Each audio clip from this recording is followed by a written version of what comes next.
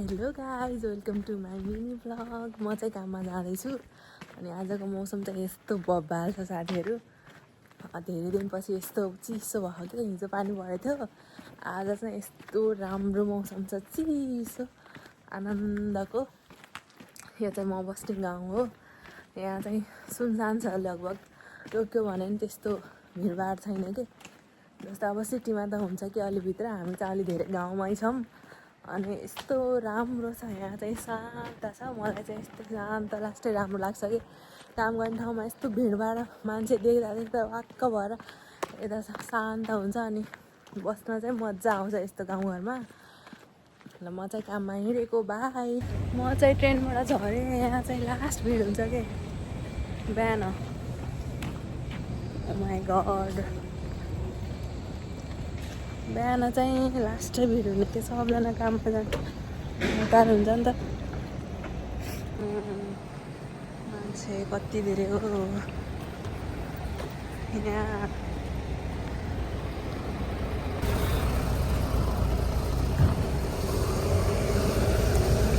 म जाने 43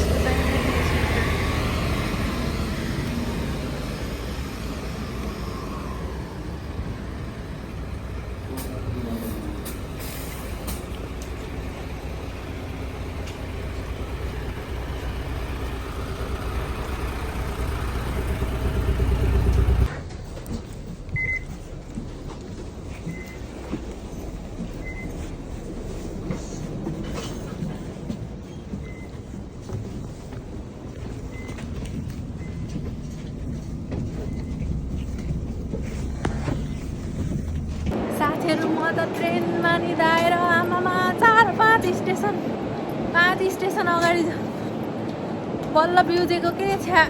थत्तेरिका गाह्रो छ यार।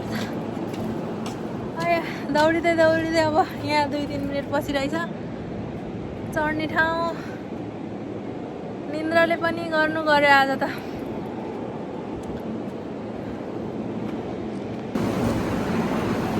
निन्द्राले पनि लास्ट गर्यो यार आज।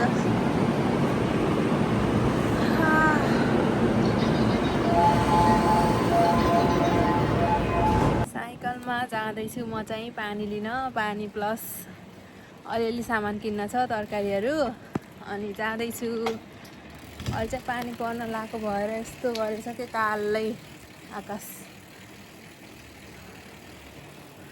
बादल लाग्छ। मेरो पछाडि चाहिँ यस्तो छ।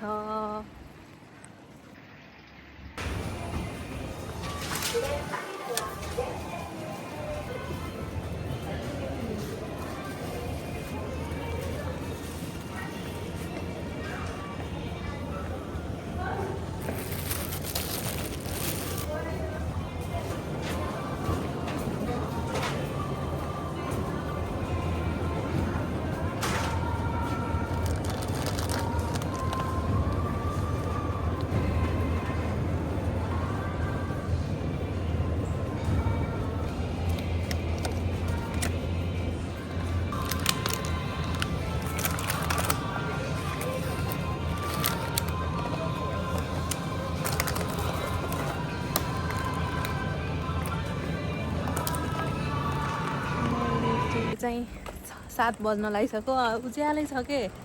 अहिले गर्मीको महिना भएर होला 7 बजीसम्म पनि उज्यालै हुने के। यहाँ देख्न सक्नुहुन्छ यस्तो छ मेरो पछाडि चाहिँ। हामी चाहिँ गाउँमा बस्छौँ नि त, अनि त्यही भएर सुनसान हुन्छ कि। कस्तो राम्रो छ। जे होस् शान्त मनपर्ने मान्छेलाई चाहिँ राम्रो छ। मलाई चाहिँ यस्तै गाउँ मनपर्छ, शान्त भएको। पहिला बसेकोतिर नि हाम्रो शान्तै थियो यस्तै।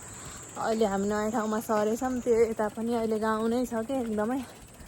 अनि काम गर्न चाहिँ अलि टाढा जानुपर्छ। यस्तो पिस हुन्छ क्या लास्टै। मलाई चाहिँ यस्तै मनपर्छ। म चाहिँ झल्टाङ पुल्टुङ बोकेको यसमा साइकलमा हिँड्दैछु, चलाउन झ्याउ लाएर। नजिकै छ कि 5 मिनट लाग्छ। अनि यो सामान बोक्नुपर्छ नि त, त्यही भएर साइकल लिएर आएको।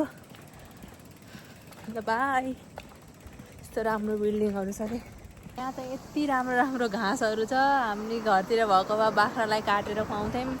यो चाहिँ हामीले खुवाउँथ्यौँ कि यो घाँस चाहिँ। फुल कति खान्थ्यो बाख्राले डाँडातिर। यसो यो चाहिँ यो घाँसहरू देखेर चाहिँ कस्तो घरको याद आउने के। लास्टै राम्रो छ यहाँ चाहिँ।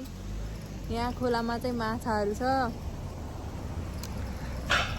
अनि म चाहिँ यहीँ हेर्दै बस्छु, माछाहरू हेर्दै बस्छु। कति ठुल्ठुलो माछा छन् क्या यहाँ। म चाहिँ पसलबाट पनि आएँ अनि मैले चाहिँ अन्डा दही भयो अनि अन्डा साग मात्रै लिएर आएको छु, धेरै चाहिँ ल्याइनँ। अनि जति ल्यायो त्यति अब अरू तरकारी चाहिँ चलाइँदैन, नयाँ नयाँ चलाइन्छ त्यसै बच्छ अनि मैले चाहिँ ल्याइनँ। अरू चाहिँ जे चाहिएन त्यति मात्रै ल्याएँ, नहुने कुराहरू मात्रै ल्याएँ।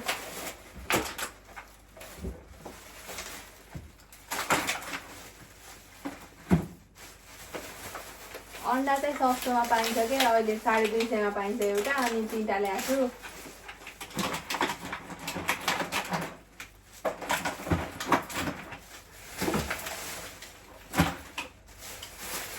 आजको चाहिँ यति मेरो सपिङ।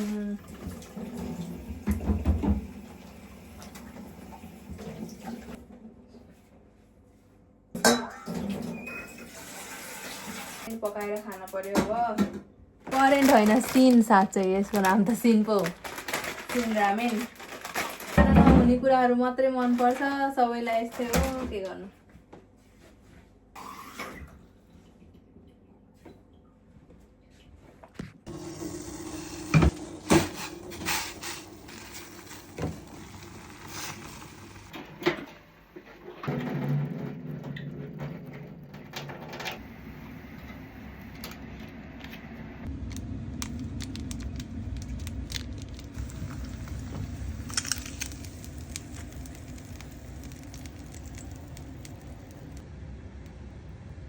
खानु पर्यो।